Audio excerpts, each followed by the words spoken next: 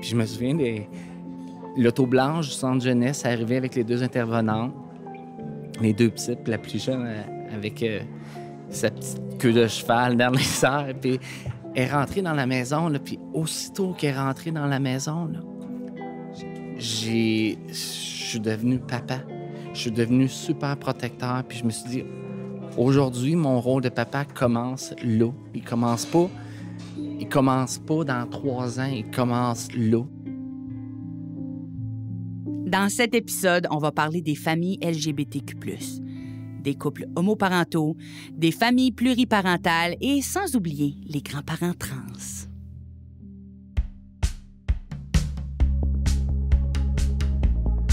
Bienvenue à Ensemble pour tous. Dans cette série balado, Fierté Montréal vous propose un road trip partout au Québec pour discuter avec des gens de la communauté sur les réalités d'ESLGBTQIA+. Je m'appelle Coco Béliveau et je serai votre conductrice sur le vélo tandem verbal de ce balado.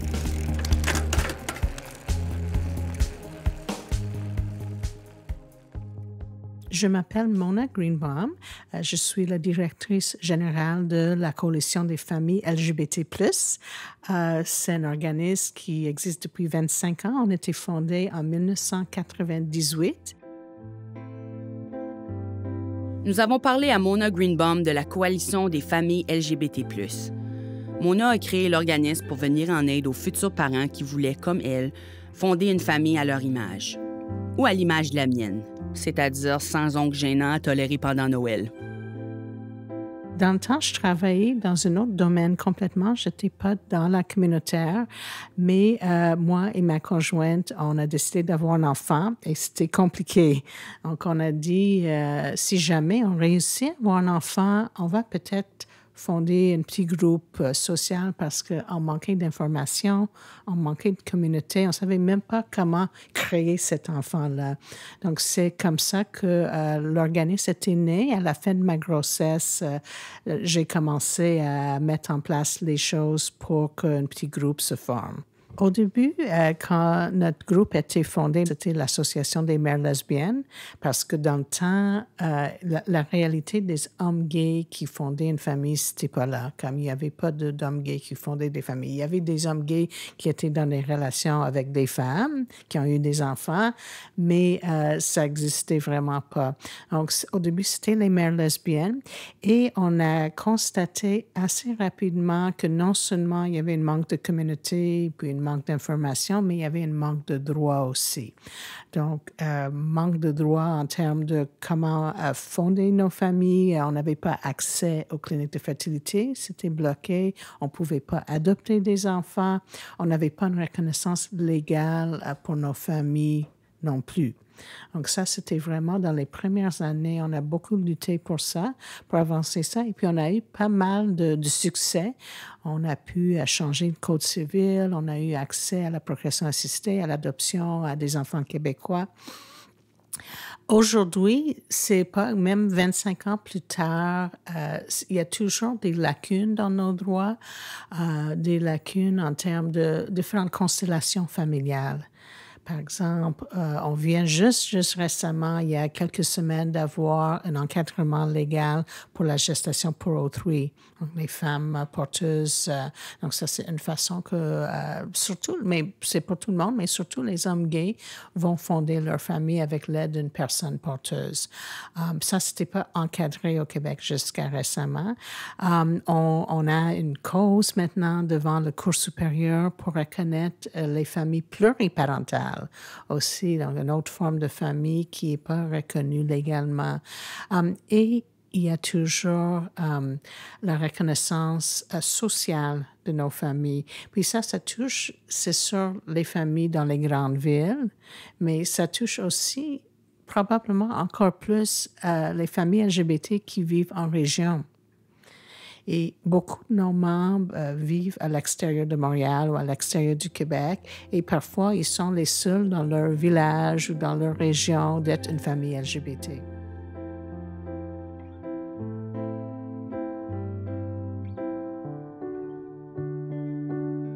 Je dirais que comme d'abord, on a besoin d'une reconnaissance légale, mais avoir cette reconnaissance légale, ça ne garantit pas qu'on est accepté socialement. Puis on voit ça un peu partout. Maintenant, c'est beaucoup pour les familles avec parents trans et non-binaires, où ils sont beaucoup moins acceptés. Puis on voit ça dans le quotidien aussi, juste les petites choses comme les formulaires, comme un formulaire scolaire qui dit toujours mère ou père, qui ne considère pas les pronoms, qui ne considère pas différentes constellations familiales. Donc, c'est un peu comme si que nos familles subissent pas la violence ou les microagressions, c'est sûr qu'on est invisibilisé. Et puis ça, on le voit partout. Et plus qu'on est dans une région où il n'y a pas une tonne de familles LGBT, plus qu'on va être invisibilisé. Pour nous, c'est très, très, très important de créer de la communauté pour ces familles, pour que, comme les familles en général, mais surtout les enfants, ne se sentent pas seuls. Donc, d'avoir l'idée que, comme un jeune qui est à l'école et qui est le seul dans son école, d'avoir 2 mères ou 2 pères, de savoir que, oh oui, il y a d'autres familles comme ma famille, que je suis pas le seul ou la seule d'avoir une famille comme ça. Puis, le grand travail de la coalition, c'est la sensibilisation des professionnels qui travaillent avec les jeunes et qui travaillent avec les familles. Donc, à la coalition, on a une équipe d'une dizaine de formateurs, formatrices qui vont partout au Québec. On est dans toutes les régions du Québec et on forme les enseignants, les travailleurs sociaux, les médecins, les infirmières. Donc, comme ça crée des personnes qui sont conscientes de notre existence. On est allé à la rencontre de Stéphane Lambert à Victoriaville. Avec son conjoint, ils ont accompli la mission de devenir papa au pluriel en s'inscrivant à la banque mixte du Centre jeunesse. Puis, tu sais, au niveau des couples, je vous dirais que des couples gays, dans la première rencontre, il devait peut-être en avoir 3 ou 4. Puis, tu sais, au Québec, ça, c'est le Centre jeunesse, c'est fera jamais la différence dans le sens que il n'y en a pas de problème. La seule affaire qu'ils veulent, c'est que ça fasse minimum 5 ans que tu sois avec ton conjoint ou ta conjointe. Tu sais, puis moi, je trouve ça raisonnable. Pendant 20 mois de temps, on a eu des rencontres à tous les mois, des rencontres individuelles avec la travailleuse sociale, des rencontres de couple. Puis ils posent des questions, puis ils en posent des questions. Puis après ça, ils posent d'autres questions. Puis, tu sais, dans le sens, il faut que tu sois vrai. Tu peux pas mentir lors de ces rencontres-là parce que si, dans le mois de juin, ils t'ont posé une question, dans le mois de juillet, ils vont peut-être la poser différemment, mais ça va être la même question. Fait que si tu as menti, ben ils vont savoir. Ils vont le savoir. Il y a un processus, il y a une sélection qui est faite face aux questions, puis c'est des questions que... puis c'est des rencontres qui sont longues. Puis on avait fini nos rencontres au mois de juillet, fin juillet, pendant les vacances de construction. Je me souviens. Après ça, vous allez avoir des résultats bientôt. Fait que là, on attend, et on attend. Puis on se questionne toujours. Puis là, à un moment donné, tu penses juste à ça. Là. Puis là, il y a des fois, tu pognes des dents. Tu dis, ben moi, j'en veux des enfants. J'en veux. Mais par la suite, le fameux appel le 1er octobre, je me souviens, là, j'étais à mon bureau au 2e étage. Et l'intervenante, elle m'appelle. Elle dit, oui, bonjour Stéphane, est-ce que ton conjoint est là? Je dis, ben non, il est au travail. Et fait que là, elle me dit, ben là, j'appelle pour vous dire une bonne nouvelle. Mais tu sais, elle dit, j'aurais aimé ça que ton conjoint soit là. Mais là, elle dit, il travaille. Fait que ben, j'ai dit, OK. Fait que, puis je dis, il est enceinte. Fait qu'on peut pas, j'ai pas son numéro non plus. Puis il traîne pas nécessairement toujours son cellulaire. Fait qu'elle me dit, vous avez été accepté. Fait que là, moi, je me lève dans mon bureau. Puis là, je vois la chambre d'amis. Puis je me dis, OK. On a été accepté. On a vraiment été accepté. Fait que là, moi, je me dis, bon, ben là, on va changer la chambre d'amis. Puis moi, dans ma tête, à moi, c'est, vous avez été accepté, dans 3 mois, vous allez avoir une proposition. Tu sais? C'est ça qui me passe dans ma tête. Puis là, elle dit, j'aimerais ça. Elle dit, j'ai une 2e bonne nouvelle. Elle dit, OK, j'ai dit, c'est quoi? Mais elle dit, on a un projet pour vous.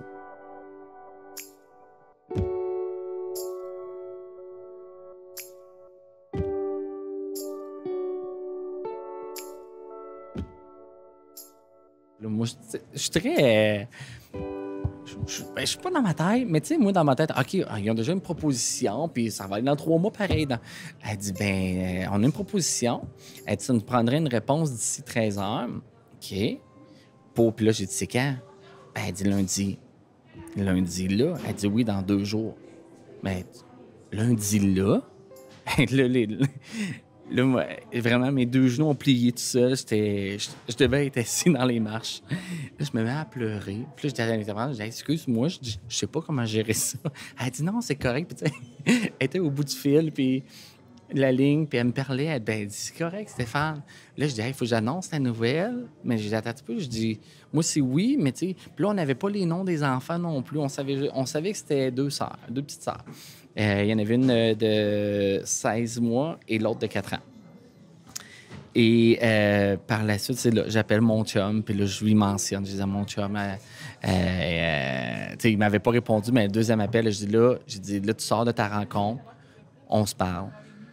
Let's go. J'ai dit, là, on a une décision à prendre. Fait que, tu sais, puis il faut aviser nos employeurs aussi. Dans le sens que ça se peut du jour au lendemain qu'on devienne parent. Fait que mon chum, lui, il avait avisé sa boss, en fin de compte. Puis il est allé la voir la journée même. Il dit, là, on a une décision à prendre. Fait que ça se peut que je rentre pas lundi. Je prends mon congé parental. Fait que je m'en vais annoncer ça à ma mère. Après ça, on va annoncer ça aux beaux-parents. Puis je me souviens, après ça, on avait été magasiner des choses parce qu'on n'a rien. Parce que dans tout le processus, ils nous disent toujours, allez rien acheter. Parce que si vous achetez quelque chose puis que vous n'êtes pas retenu comme couple, là, ça va être rough. Ça va être vraiment rough pour vous autres. Mais, fait que, moi, je m'en vais là, avec mon chum, puis je suis dans le coin des carrosses. Puis je me rends compte que ça prend donc bien du stock, les enfants. Puis là, j'ai comme un vertige. Puis je me dis, aïe, aïe, mais qu'est-ce qu'on va faire? Puis, fait que là, écoute, on va y arriver. Puis je me souviens, le vendredi soir, on avait un souper privé avec tous les amis. Tu sais, la gang, là, tu sais, on est 25, là. Puis ça faisait des semaines que c'était prévu. Puis mon chum, il dit, on annule-tu le souper? Je dis, pas pantoute. Je dis, on n'annule rien. On y va, on va célébrer ça. Puis qu'on arrive au souper, puis là, le monde, vous avez donc bien l'air heureux. Puis là, on annonce la nouvelle. Puis les autres, ils pensent tous que, parce que c'est moi qui avais collé à la shot pour faire le souper. Ils disent, c'est pour ça que tu as choisi cette date-là. J'ai dit, non, gang. On le sait depuis 1 heure après-midi. Depuis 1 heure après-midi. Là, ça applaudit. Tout le monde la gagne. C'est beau. Tout le monde est content pour nous autres. Puis c'est rare. Là. Moi, là, je vais toujours m'organiser tout seul. Là, dans le sens que c'est rare que je demande de l'aide. Puis là, on a vraiment dit au monde, là, gang, on a besoin d'aide. On n'a pas rien. C'est tellement beau, les gens, tout ce qu'ils nous ont donné, des coups de main. J'ai des amis qui sont descendus de Québec, sont venus passer la journée. Mes beaux-parents, ma mère, le lundi matin. Puis, tu sais, moi, je tenais. Puis ça, c'était. Moi, je tenais à ce que les enfants rentrent dans la maison puis qu'il y ait un souvenir d'odeur. Puis l'odeur, pour moi, c'est une sauce à spaghetti. Pour Stéphane, l'ambiance olfactive d'une sauce à spag faite maison apporte des tendres souvenirs d'enfance et donne l'impression d'être chez soi. Pour moi, au grand désarroi de mon entourage et des vampires, c'est l'odeur de l'ail qui m'apporte ce même réconfort. Mon chum puis moi, on était à table, puis on attend. Là, tu sais, t'attends les 2 enfants. C'est pas... je suis toujours émotif quand je dis ça, mais c'est un drôle de sentiment. Parce que t'attends des enfants, mais tu sais pas si ils vont être à toi, les enfants. Tu sais pas si... tu sais pas comment tu vas les aimer. Tu sais, dans le sens que tu vas dire, je vais être comment comme papa? Puis je me souviens de l'auto blanche du centre jeunesse arrivée avec les 2 intervenantes, les 2 petites, puis la plus jeune avec sa petite queue de cheval dans les airs. Puis elle est rentrée dans la maison, là, puis aussitôt qu'elle est rentrée dans la maison, là, je suis devenu papa. Je suis devenu super protecteur, puis je me suis dit, aujourd'hui, mon rôle de papa commence là. Il commence pas dans 3 ans. Il commence là. Puis à partir de cette journée-là, là, les 2 petites, là, ça a été quand même impressionnant. Je pensais pas de m'attacher autant. Puis là, on rentre dans le processus, dans le sens que c'est le centre jeunesse. Nous autres, ça a pris 3 ans et demi. C'est sûr que... sais, au Québec, ils vont donner la chance, je ne vous cacherai pas, ils vont donner la chance vraiment aux parents de se reprendre en main. Mais quand cette chance-là est mal utilisée, là, il y a une décision du juge que les enfants demeurent, puis là, on les a vraiment adoptés. Mais cette sensation-là, pour de vrai, lorsque les enfants sont arrivés, là, que la porte s'est fermée, puis tu sais, les intervenants du centre jeunesse là, sont formidables. On est tellement bien encadrés, là.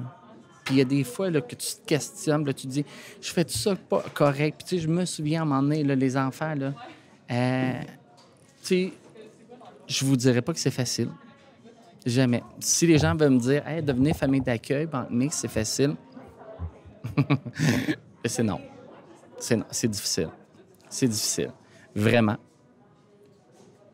Mais les joies qu'il y a autour de ça, Contrairement aux périodes de 9 mois d'incubation des couples hétéronormatifs qui participent à la loterie du sperme et de l'ovule, le processus de l'homoparentalité peut s'étirer sur des années. Et on ne sait jamais quand on va recevoir l'appel fatidique qui nous fera échanger les drag brunch pour l'heure du compte avec Barbada.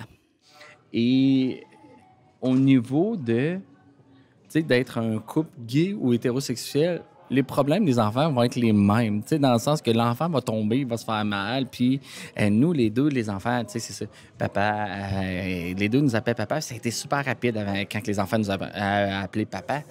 Je vous dirais que mon conjoint, ça a pris 3 semaines. Moi, ça a pris, les enfants, avant qu'ils m'appellent papa, ça doit avoir pris, je sais pas, 2 ou 3 mois. Je sais pas pourquoi. Moi, les enfants m'ont demandé l'autorisation. Est-ce que je peux d'appeler mon conjoint papa? Fait que moi, j'ai dit, ben oui, vous pouvez l'appeler papa si vous voulez. Il n'y a vraiment aucun problème. Puis moi, j'ai rien forcé. Puis la sœur, c'est toujours papa Steph, papa Steph, papa Steph. C'est super beau. Mais on vit les mêmes affaires. Puis même au niveau de la garderie, au niveau des écoles, l'ouverture est là. J'ai pas vu de jugement ou de remarques déplacées. Parce que nous autres, à l'école, il n'y a pas de couple gay. À l'école, je ne penserais pas de parents gays. J'ai pas été témoin de ça. Mais c'est super... c'est super apprécié. Les gens respectent ça vraiment beaucoup. C'est sûr que quand tu remplis les formulaires, c'est encore... le père, mère. Mais là, j'ai su qu'en 2023-2024, c'était pour changer ce document-là. Je pense qu'il y a un débat autour de ça, un peu. En tout cas, qu'est-ce que j'entends aux nouvelles?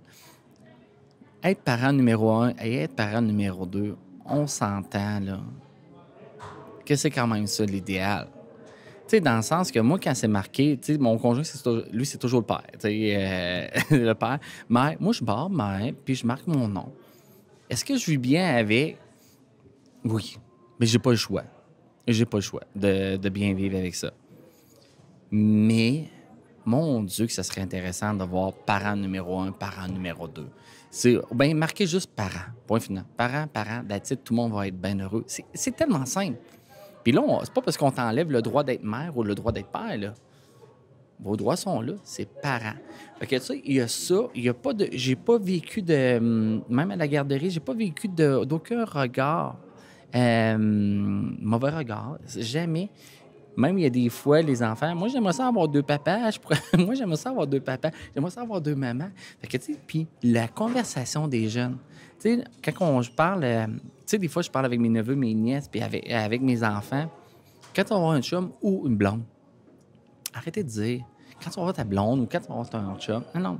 Quand tu vas avoir un chum, une blonde, tu sais, puis même, il faut se dire, tu peux rester tout seul toute ta vie. C'est correct aussi. On n'est pas obligé d'être en couple pour être heureux.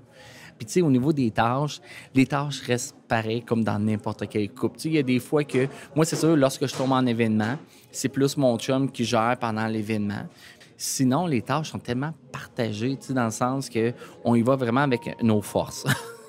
Nos forces et notre efficacité. Mais dans la vie de tous les jours, là, Tu sais, on partage les tâches vraiment comme n'importe quel couple, mais c'est sûr comme ça dépend, c'est très variable. Ça dépend vraiment des horaires de travail à tout le monde.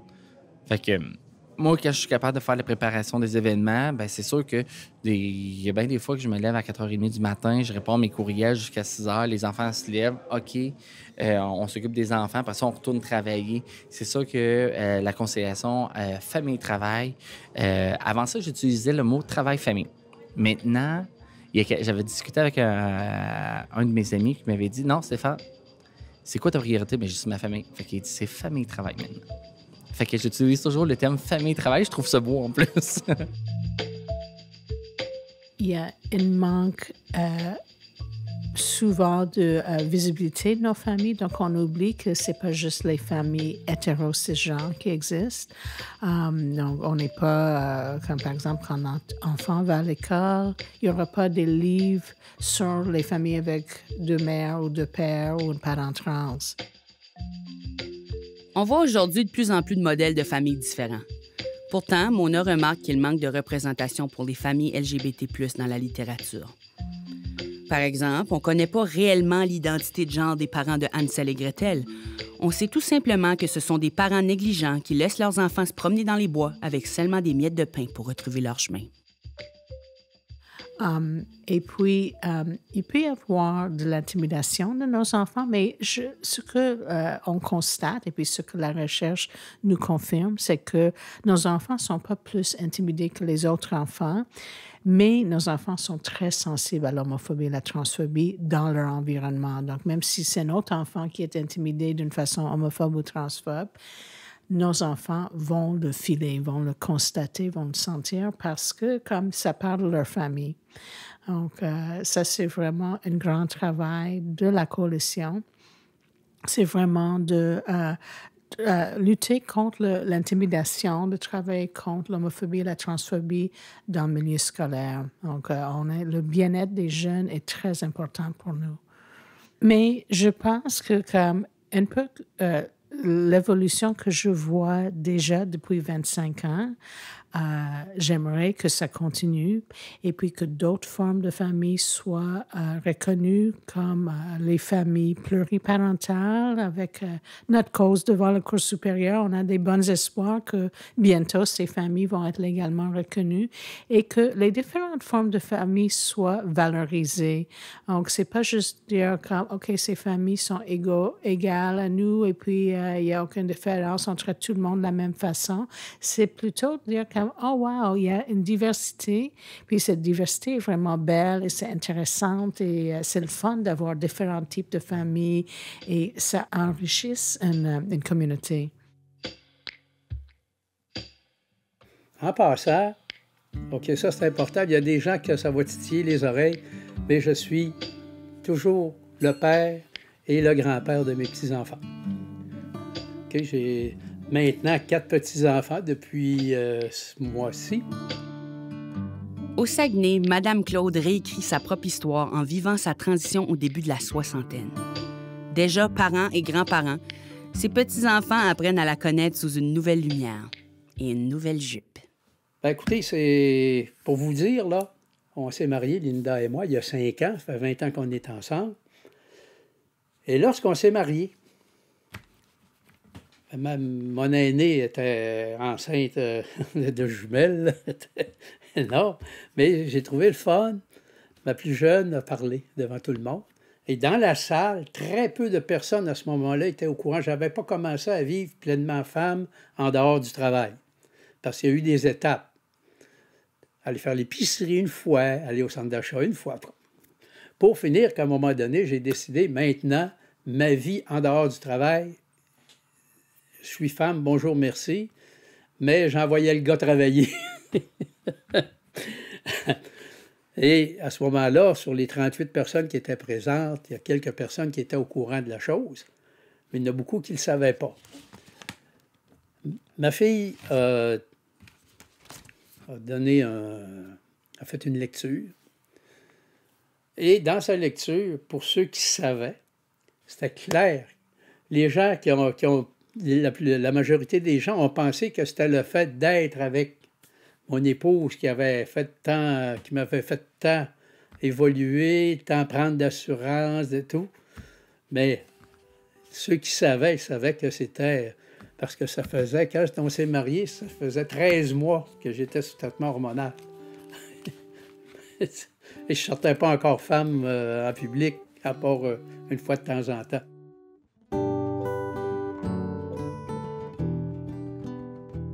Alors, mes filles, c'est le fun. Ma grande m'appelle ma père. Parce que je suis le père, je suis grand-père. Les petits m'appellent grand-père. Puis j'ai un plaisir fou d'aller au restaurant avec ma fille et les enfants sans que mon gendre soit là. Puis que là, les petites, grand-père, là, le monde autour cherche le grand-père. Là, je suis bien, je suis à l'aise avec qui je suis. Puis, non, ça va très bien. D'ailleurs, la chose drôle, je vous la conte. Mon petit-fils, hein, justement, tu sais, quand on parle d'avoir de l'aide, là, bon, ouais, là, il faudrait bien un moment donné que mon petit-fils me connaisse tel que je suis. Fait qu'à un moment donné, ma fille, on va au restaurant. Je dis, ah ouais. Je me présente au restaurant, femme. Mon petit-fils arrive, puis les jumelles étaient naissantes. J'avais le pouce-pouce, c'était le fun. Le monde au restaurant regardait pour moi, il regardait les petites. Puis bien, ça arrive. Il ne s'occupe pas de moi. C'est sûr, ma blonde est là, l'univers arrête, il s'en va trouver ma blonde. On passe la journée, on sort du restaurant, on s'en va au salon du livre. On passe la journée ensemble. Mais le petit, pas de réaction, rien. On se retourne à la maison. Ma blonde, elle dit, le petit, t'as-tu reconnu? Ben, je sais pas. Alors, on appelle sa mère. Hey, le petit, il a-tu reconnu son grand-père? La fille, elle dit, ça peut moi demander. Elle demande, hey, c'était qui la madame qui était avec nous autres aujourd'hui? Lui, de la regarder et d'y répondre simplement, ben, c'était grand-père. C'est tellement arraché à la tête, essayer de savoir comment faire. Ben non, c'était grand-père, c'est tout. Par contre, j'ai pris soin par la suite de jamais me représenter garçon. Une chose est sûre. Si on peut élargir notre définition de ce qu'est un grand-père, on peut assurément élargir notre définition de ce qu'est une famille. C'est ce que Marie-Claude, travailleuse sociale et maman homoparentale, a comme mission. Nous, on est une famille homoparentale recomposée, donc on est 2 femmes avec 3 enfants.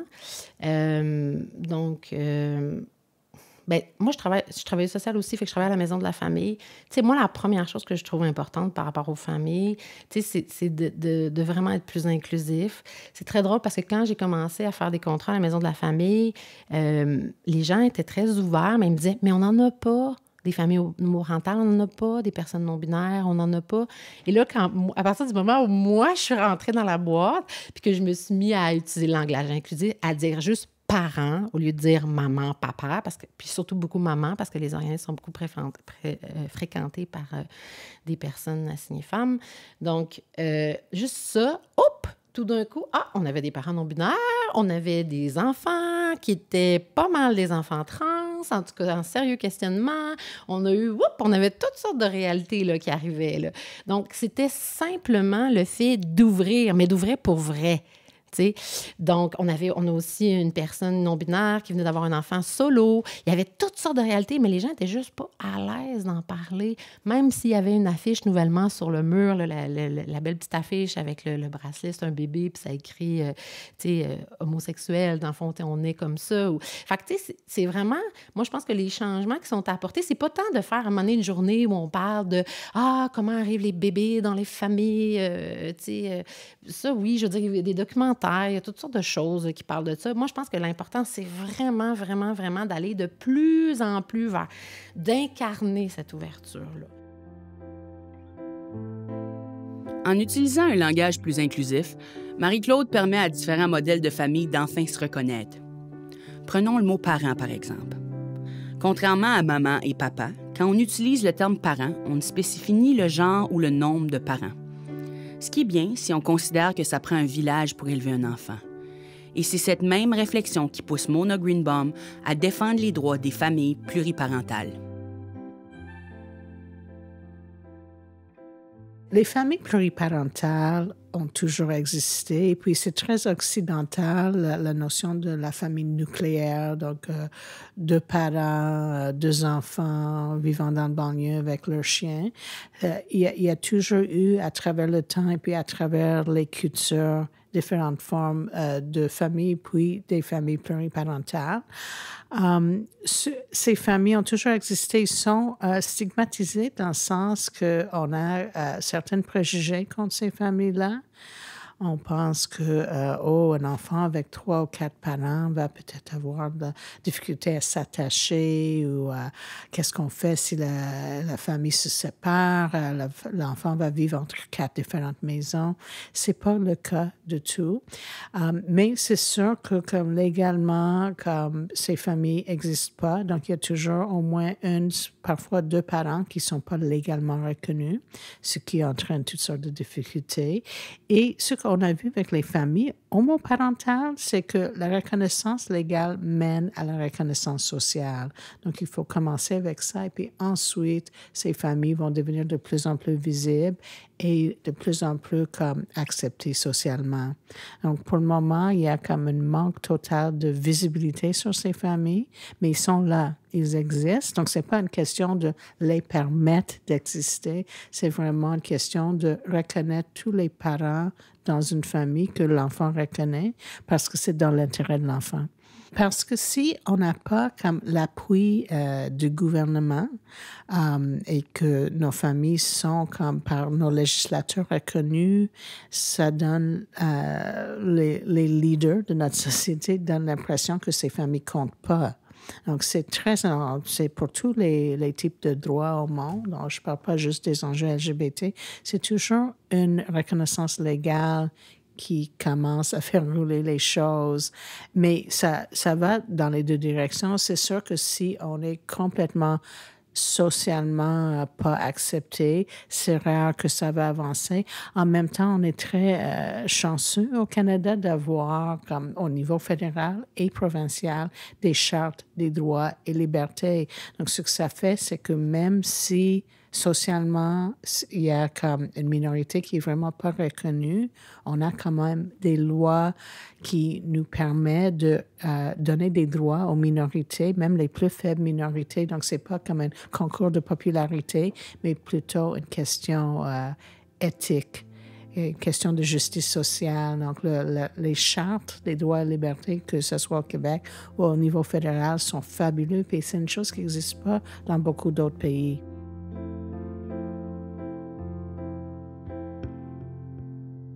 Je pense qu'il y a une tendance à penser que toutes les familles LGBT vivent à Montréal ou à Québec, puis c'est pas du tout le cas. En fait, on le sait, comme je peux regarder notre base de données, puis je sais que la majorité de nos familles à la coalition vivent à l'extérieur des grands centres urbains, mais même il y a des statistiques gouvernementales qui nous disent qu'autour de 64% des familles LGBT vivent à l'extérieur des grands centres urbains. Donc, c'est intéressant parce que c'est comme quand une personne fait son coming out, il y a comme une tendance à aller vers des grands centres. Donc, ça, c'est une chose connue. Mais quand on pense à fonder une famille, l'inverse est vrai. Donc, souvent, même des personnes qui sont de Montréal vont déménager à l'extérieur de Montréal pour avoir un enfant. Ce qui est certain, c'est que les modèles de famille sont aussi variés que les recettes de tourtière de nos grands-mères. Mais elles ont toutes la même composante de base, l'amour. C'est avec cet ingrédient essentiel qu'on élève des êtres humains qui se comportent avec compassion, en espérant qu'elles pourront aussi fonder un jour une famille qui leur ressemble. Aussi longtemps que la tourtière n'a pas des petits pois dedans, moi, je suis heureuse. On remercie Mona, Marie-Claude, Stéphane et Madame Claude de nous avoir invités dans leur famille. On se voit à Noël?